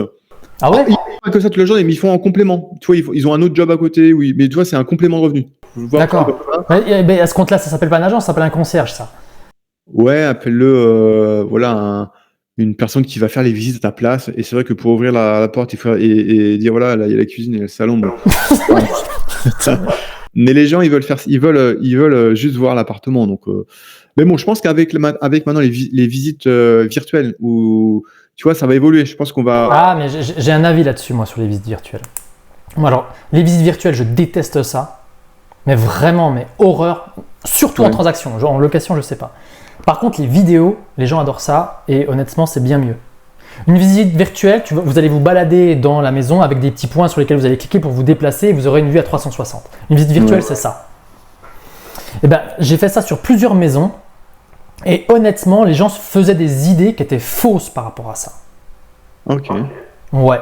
Alors qu'une vidéo, je m'en sers plus comme quelque chose d'explicatif, c'est-à-dire que voilà, les gens ont vu quelques photos sur le Bon Coin, sur les différents portails, peu importe, et je mets tout en bas visite vidéo disponible sur YouTube. Donc déjà, ça les force un peu à me rechercher, donc ils comprennent un peu comment ça marche. Et après, ils voient l'appartement en fait tout simplement défiler. Et bien ça convertit beaucoup plus qu'une visite virtuelle où les gens se font très souvent des fausses idées. Je dis ça en transaction. Je ne sais pas au niveau de la location comment ça se passe. En tout cas, c'est mon opinion sur les visites virtuelles que personnellement, je trouve qu'ils coûtent très cher et qui sont parfois très inefficaces. Souvent très inefficaces. Ok. Bon, petit retour d'expérience comme ça, voilà. À tester sur la log, mais voilà, ça peut être une solution pour ceux qui sont pas dispo ou qui n'ont pas envie de se déplacer. Voilà, on essaye de trouver des solutions alternatives quand tu n'es pas sur place, en fait. Mais voilà, après, il reste la solution. Tu te déplaces et au moins quand tu fais la visite, tout ce qu'on disait au début, c'est que tu as les 50% d'objectivité qui rentrent dans ton choix donc si c'est pas toi qui fais la visite, bon, tu perds un peu la captation d'informations que tu n'as pas. Avoir le propriétaire qui a une cinquantaine de logements, forcément, ça va pas forcément me plaire. Mais rien que déjà là en tête, j'ai 2-3 clients que je pourrais t'envoyer qui, à mon avis, seraient plutôt contents de ton produit, quoi. Je pense. Ok, bon, écoute, volontiers. Non, mais c'est vrai que c'est un vrai sujet par rapport aux locations, et notamment, moi, il y avait un sujet que je voulais faire, notamment par rapport à ça, parce que j'ai revendu des surfaces brutes donc dans un patelin qui est juste à côté du mien. Vu que j'ai pas la carte G, je ne fais pas des visites ensuite pour le mettre en location, mais bon, bref, toujours est-il que ils ont mis en location au travers d'une agence, mes clients, donc acquéreurs, ont mis au travers d'une agence, et il a fallu à ce locataire 15 jours pour foutre le bordel dans la copropriété, et il lui a fallu 30 jours pour arrêter de payer son loyer. Je tiens à le préciser, il y a des assurances, il y a des garanties, il y a une agence qui a normalement fait ce fameux field tracker dont on a parlé. On s'est aperçu ensuite, quand moi ils m'ont donné le dossier, qu'au niveau de la rédaction du bail, c'était pas forcément terrible. La garantie ne marche pas directement alors qu'on a déjà affaire à un impayé au bout de 1 mois. Là, il faut que je les relance d'ici 5 jours pour voir s'ils ont payé le 2e mois. Ouais. Donc la collecte, c'est pas compliqué. Comment ça s'est passé? Ils ont reçu un mail. Si je fais le détail, hein, ils ont reçu un mail 15 jours après que la personne n'ait pas payé pour les prévenir que en fait ils n'étaient pas payés. Juste ça. Même pas un coup de fil de l'agence pour dire votre locataire n'a pas payé. Non, je t'envoie un mail, tiens, en fait dans le relevé, puis on voit que on voit que le versement il apparaît pas, quoi. Ok. Donc voilà, je ne donnerai pas le nom de l'agence, hein, mais c'est une agence très très connue, que vous connaissez. Accompagnement litige, c'est pas compliqué, vous pouvez appeler votre locataire, madame. Vous verrez bien ce que vous arrivez à en tirer. Ok, merci, génial, ça valait le coup. Ensuite, la régulation individuelle, on n'y est pas. Au niveau de la fiscalité, donc je parle pas de la fiscalité, sachant qu'ils l'ont loué en meublé, ils ont quand même réussi à trouver moyen de faire un bail nu, fallait quand même le faire. Donc voilà, accompagnement à la fiscalité, 0, nul que dalle, walou. Donc c'est pour vous dire quand même que même moi qui ne suis pas, on va dire, un spécialiste de la location, franchement je fais 10 fois mieux que cette agence. Alors forcément avec un outil comme ça, je pense que ça peut être vraiment pas là. Et moi, je pense que je suis pas à l'idée de faire une erreur sur la rédaction de bail parce que autant sur la transaction je me tiens très à jour, autant sur les locations, j'ai pas la même assiduité, on va dire, au niveau de mes compétences juridiques et administratives sur ce sujet-là. Sur la transaction c'est le cas, je me tiens énormément informé. Sur le bail, c'est ça. Et en tout cas, c'est vrai parce qu'on a aussi ce sujet que beaucoup de propriétaires sont désespérés, ont été désespérés à cause de ça, à cause d'un impayé de loyer. Beaucoup de personnes voudraient se lancer dans l'investissement locatif, mais n'osent pas à cause de ça, et à raison. Parce que moi, honnêtement, j'ai eu cet impayé, et je pense que tu en as eu aussi, c'est bien pour ça que tu as produit ce type d'outil. Si j'avais pas eu les reins solides financièrement, si j'avais pas fait, on va dire, si j'avais pas développé quelque chose d'assez conséquent, une dette de 11 000 euros, ça peut mettre sur la paille beaucoup de personnes, beaucoup de propriétaires. C'est énorme, oui, donc c'est énorme. Moi, ça n'a pas été mon cas, j'ai été malin pour en récupérer une énorme partie, mais c'est bien parce que je suis entre guillemets passionné d'immobilier que je me suis battu que j'ai pu m'en sortir, quoi. Donc en tout cas c'est vrai que ça peut être vraiment pas mal si vous avez des difficultés ou si vraiment vous y connaissez rien et que vous n'avez pas envie de chasser sur internet toutes les différentes lois parce qu'on trouve à boire et à manger sur internet. C'est vrai que ça peut être pas mal effectivement ce petit service qu'est Monsieur Hugo. De toute façon vraiment je vous le recommande, quoi. Ok, écoute, je pense que... Est-ce qu'il y avait autre chose ? Moi, je voulais juste te poser quand même une petite question, notamment par rapport, parce que vu que tu es dans la gestion locative, vu que tu es investisseur, et vu que tu es aussi dans une grosse métropole, tu es à Paris, quoi, d'accord, en région parisienne, pardon, pas Paris, région parisienne. Région parisienne. Donc, on sait qu'on a une crise du logement qui est en cours. Ouais. Moi, j'aime bien dire que la crise du logement n'a pas commencé. Pourquoi ? Parce qu'effectivement, les constructions qu'on n'a pas faites en 2022, qu'on n'a pas faites en 2023, qu'on n'a pas faites en 2024, vont se ressentir en 2026, 2027, 2028, que en plus de ça, notamment par l'arrêt du Pinel, on a beau dire ce qu'on veut sur le Pinel lorrain, mais entre guillemets, il y a besoin de pigeons comme tu as pu être, on va dire entre guillemets, au début de ta carrière pour pouvoir créer du logement. On a besoin de gens qui vont acheter de la ristourne fiscale pour pouvoir produire du logement là où on en a besoin. Ça va disparaître. Donc, ça veut dire qu'on a pour l'instant des logements qui n'apparaîtront pas. On sait qu'on a besoin de produire entre 450 et 500 000 logements à l'année. Donc ceux-là manqueront à l'appel dans les années qui vont venir. En plus de ça, on va créer une autre crise, notamment au travers de l'attrition du parc locatif privé à cause du fameux DPE. On est d'accord qu'en l'état actuel des choses, la loi n'a pas changé et que par conséquent, au 1er janvier 2025, tous les logements classés G sortent du marché. Par conséquent, on aura à nouveau moins d'offres sur le marché. Et par ailleurs, en termes de demande locative, parce que beaucoup de gens disent ça et beaucoup de personnes pensent qu'on va connaître une méga crise des prix de l'immobilier, tout simplement parce que la démographie est en baisse dans notre pays, dans tous les pays occidentaux de manière générale. Ce qu'il y a, c'est que la demande de logement actuelle est fonction de la démographie enregistrée il y a 20 ans, puisque les nouvelles personnes qui sont en train d'arriver sur le marché locatif, on va dire les jeunes entre guillemets, c'est eux les nouveaux arrivants. Eh bien, la démographie d'il y a 20 ans, des jeunes de 20 ans aujourd'hui, il n'y avait pas de problème de démographie à cette époque-là. On était au-dessus des 2,1 me semble-t-il, à vérifier. Attention, bien sûr, sur YouTube, vous mettrez bien ce que vous voudrez. Et en tout cas, je dis que la crise du logement n'a pas commencé avec tous ces différents facteurs, quoi. Et moi, je voulais quand même ton ressenti, toi qui fais de la gestion locative dans une zone horriblement tendue. Déjà, moi, je suis dans une zone tendue, mais toi, je pense qu'il y a même... On doit être sur une autre planète. Comment est-ce que tu vois un petit peu voilà, le logement dans ta vie? Je vais te demander juste de parler de la région parisienne parce que c'est ça que tu connais, tu es un expert de ton secteur. À moins que tu aies des données plus macroéconomiques à nous transmettre ou un avis plus personnel à nous transmettre sur les différents marchés que tu peux connaître. En tout cas, comment est-ce que tu vois, toi, le logement, l'état du marché locatif présent et futur, court terme et moyen terme dans ton secteur, Bruno? Bah, écoute, alors à titre perso, ouais, on va dire en proche couronne, enfin en première couronne, enfin même, à la limite, on peut faire en région parisienne. De toute façon, il y a de plus en plus une grosse pénurie de logements, surtout les studios, les petites, tu vois, et moi je le vois. Et en fait, c'est un peu tout le temps dans l'année comme ça. C'est pas genre que au mois de juin. Il y a à chaque fois que moi je remets un studio en location, je dois avoir, une centaine de personnes qui postulent.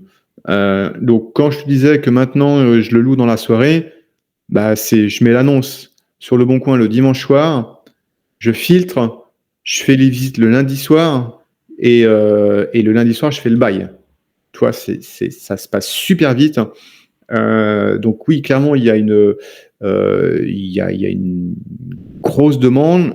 Pourquoi? Parce que les gens peuvent plus acheter, tu vois, mais tu vois, même des petites surfaces, c'est plutôt pour des primo-accédants, ils peuvent pas acheter parce que les prêts, là, ils sont trop élevés. Ensuite, il y a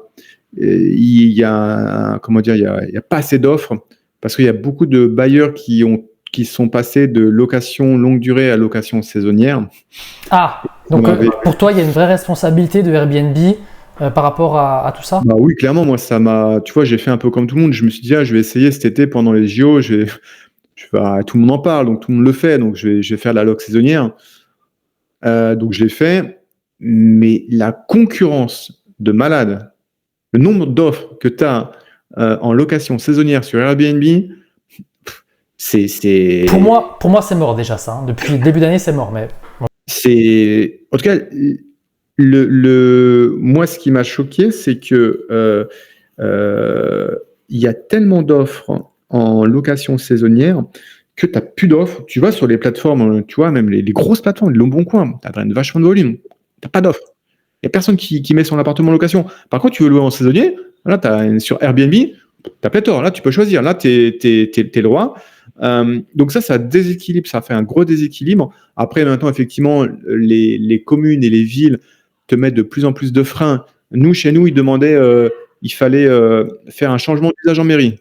C'est Donc ça. déjà, C'est c'est ça. compliqué à faire. Surface compensatoire. Il faut que tu sois aussi que tu fasses une compensation. Ouais, c'est ça. Surface compensatoire avec changement Ouais, d'usage.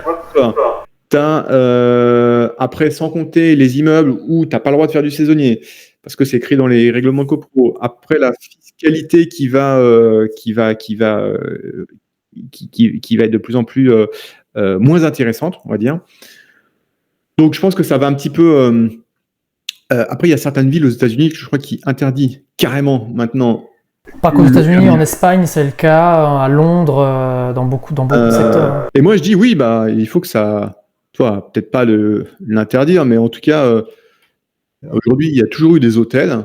Bah, tu veux te loger, tu es en vacances, tu vas à l'hôtel. Ils sont là pour ça. Ils payent beaucoup plus de charges, ils ont beaucoup plus de frais.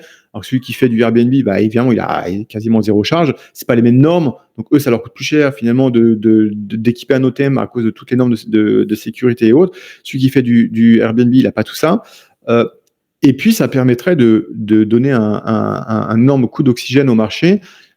Si tu prenais tous les Airbnb, tu les transformes en location longue durée, déjà, rien que ça doit te faire un appel d'air énorme. Et après, compte tenu des complexités, des galères, toi, tu fais beaucoup d'Airbnb. Moi, je l'ai testé. Franchement, c'est faire l'accueil du voyageur, faire le ménage, faire la blanchisserie. Il faut. Moi, je m'étais dit, je vais pas travailler avec une conciergerie parce qu'ils te prennent 25% de ton chiffre d'affaires. Hors taxe. Hein? Hors taxe. Ouais, ah ouais, bon, faut être précis. Avec la commission de la plateforme, en fait, tu es à 50% sur ta réservation. Oui, alors effectivement, tu vois, donc Airbnb te taxe. La chance, c'est que les plateformes de location longue durée, tu peux prendre, on parle de Le Bon Coin, mais tu n'as pas que Le Bon Coin. Tu as Se Loger, c'est gratuit. Tu peux aller sur Gens de Confiance, tu peux aller sur la carte des colocs, tu peux aller sur les marketplaces Facebook. Tout ça, c'est gratuit. Bon, sauf PAP, ils sont payants, mais bon, tu vois, c'est paye 5 euros, c'est pas 5 ou 6 euros, c'est pas énorme. Alors que Airbnb te taxe vraiment. Plus tu as la taxe de séjour en plus que tu payes. Enfin, c'est important. Moi, j'avais quasiment de 500. Attends, non, pas dire de bêtises. De 200 euros, 250 euros de taxe de séjour sur un mois. C'est énorme. C'est pas, c'est prélevé. Donc, en fait, tu as beaucoup de taxes. Tu as beaucoup de frais. Donc, les gens, ils sont obligés de louer plus haut. Mais finalement, si tu retires tous ces frais, tu dis, OK, je vais refaire de la location saisonnière. J'ai moins de taxes, j'ai moins de frais. Bon, je vais m'y retrouver. Enfin, en gros, tu vas. Et tu as moins d'emmerde. Tu as moins d'emmerde à gérer avec les entrées-sorties, laver le linge. Enfin, au début, je ne pensais pas que c'était une grosse galère, mais tu as les femmes de ménage, je me disais, bah, les femmes de ménage, elles vont aussi laver le linge. Ben non, elles ne peuvent pas, c'est pas leur boulot. Le linge, t'en fais quoi? Il va pas sécher en 3 secondes. Donc, il faut qu'il y ait le mètre, que tu aies un espace pour laver le linge, pour le faire sécher, qu'il revienne le lendemain. Enfin, en fait, c'est la grosse logistique à gérer. Donc, chapeau pour ceux qui arrivent à le faire. Bah, et ça demande une organisation millimétrée. Mais quand tu veux en faire, tu veux le débuter comme ça, le tester sur un bien, pourquoi pas deux, mais déjà sur un bien, c'est compliqué. Sans compter la détérioration du bien qui est plus forte qu'en longue durée. Parce que les gens, en gros, les voyageurs, bah, ils s'en fichent, s'il reste quelques jours ou une semaine. Ah, ça va très vite, ouais. Donc finalement, tu vois, parler de renta, c'est bien, mais regardons aussi tous les frais que ça occasionne, le Airbnb, la remise en état du logement qu'il faut faire plus souvent que la longue durée. Moi, je vais te le dire très franchement, parce que j'ai testé les deux sur une zone qui est tendue par chez moi, donc dans le Haut-Doubs, très proche frontière suisse. C'est pas compliqué. Donc sur un appartement 3 chambres meublées, pas haut de gamme, mais franchement moyenne gamme, plus, on va dire.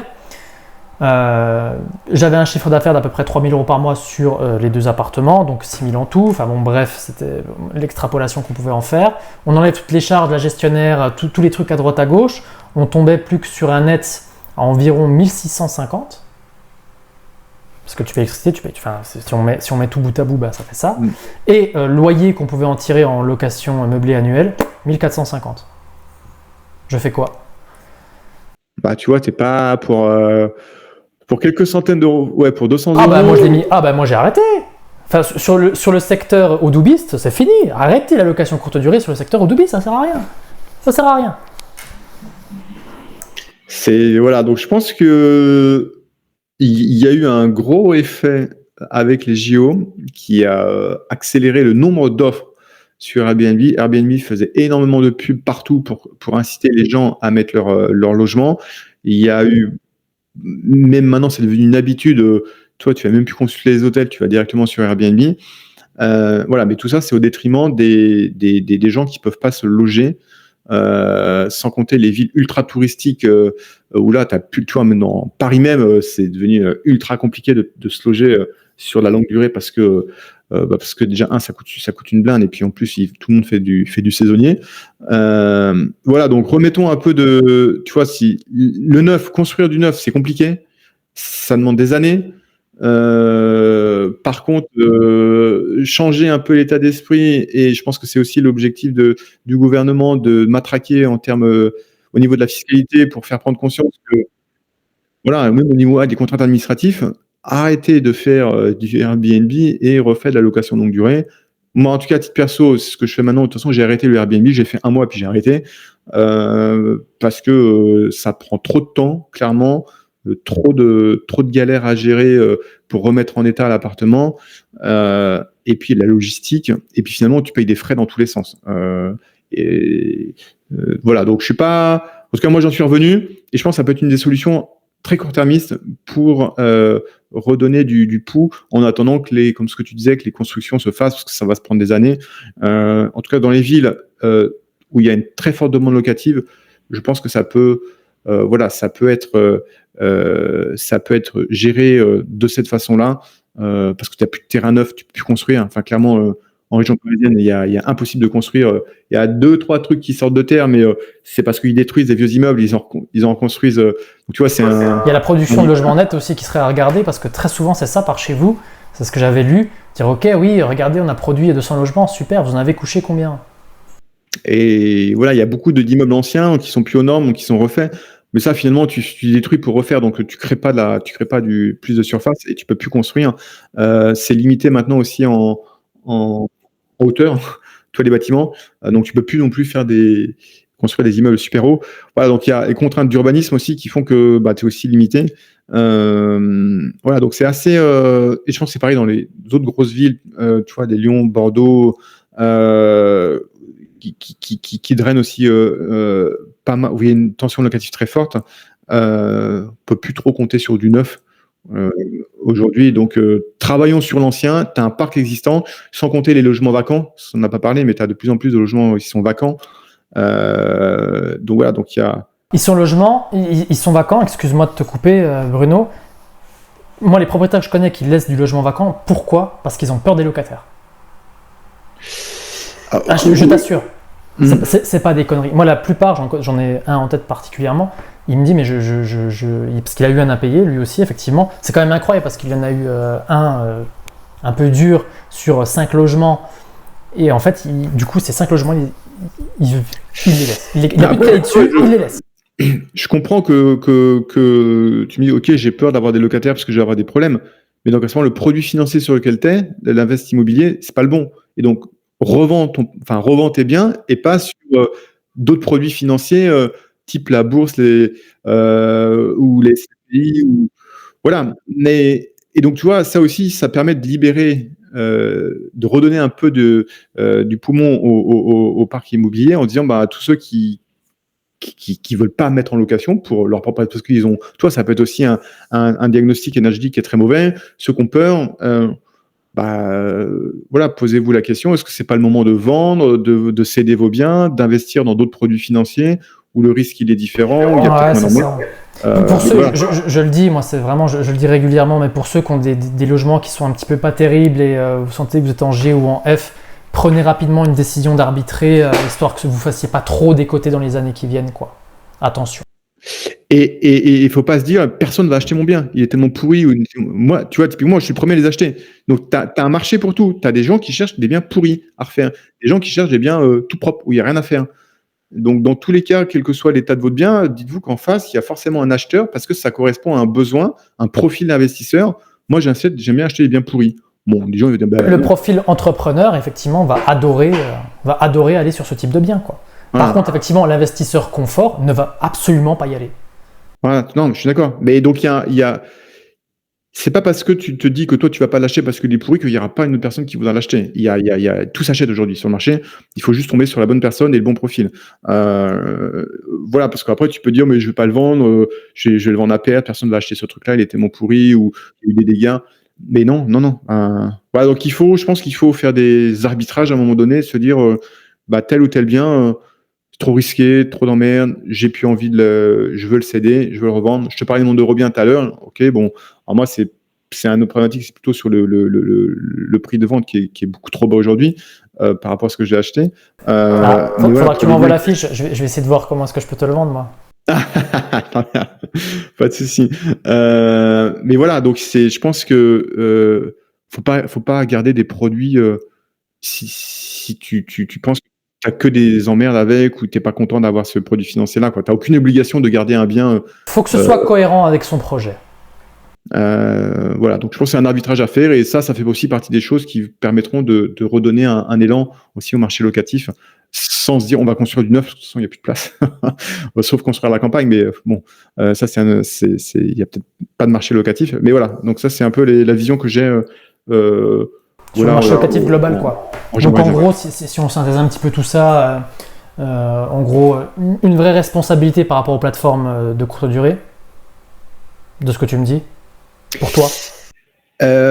Oui, avec un changement, je pense un changement d'état d'esprit aussi, de dire ok, c'est parce que je fais du Airbnb que je vais faire x2 dans mes revenus. Enfin, tu vois, il y a des raccourcis aussi en termes de calcul, donc parce qu'il y a avec tout ce qu'on a dit, il y a aussi les emmerdes.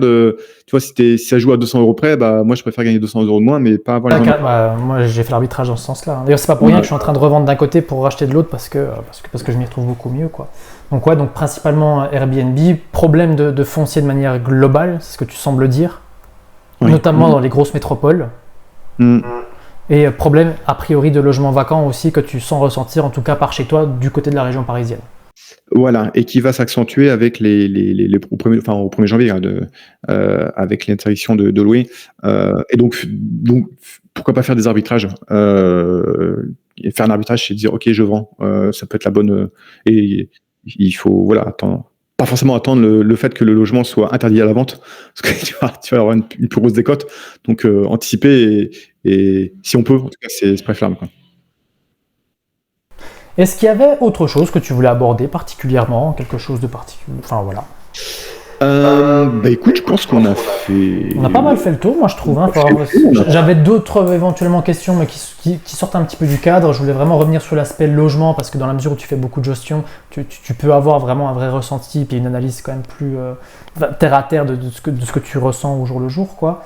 Je voulais faire un petit truc sur les CGP, mais je trouve qu'on l'a un petit peu abordé là, je trouve que c'était bien. Et puis sur éventuellement le projet, mais ça... Après, de toute façon, des interviews, on en refera, je pense. Ouais, écoute, volontiers, on pourra reparler de sujets plus... Peut-être que... un métier un peu technique sur la gestion. Volontiers, je pense que il y a beaucoup de choses à dire. Beaucoup de choses à dire, donc avec plaisir. J'espère qu'en tout cas, l'interview t'a plu. Écoute, c'était top. En tout cas, merci pour cette interview. Moi, j'ai adoré. Merci à toi pour avoir organisé tout ça, avoir pris le temps de le faire. Avec plaisir, et puis franchement, on fera un petit sondage pour voir un petit peu ce que les gens voudraient qu'on aborde comme thème sur la gestion, parce que tu es quand même un spécialiste là-dedans, et puis au plaisir de te réinterviewer à l'occasion, quoi. Écoute, merci, en tout cas ça sera avec plaisir. Merci, allez, ciao. Ciao.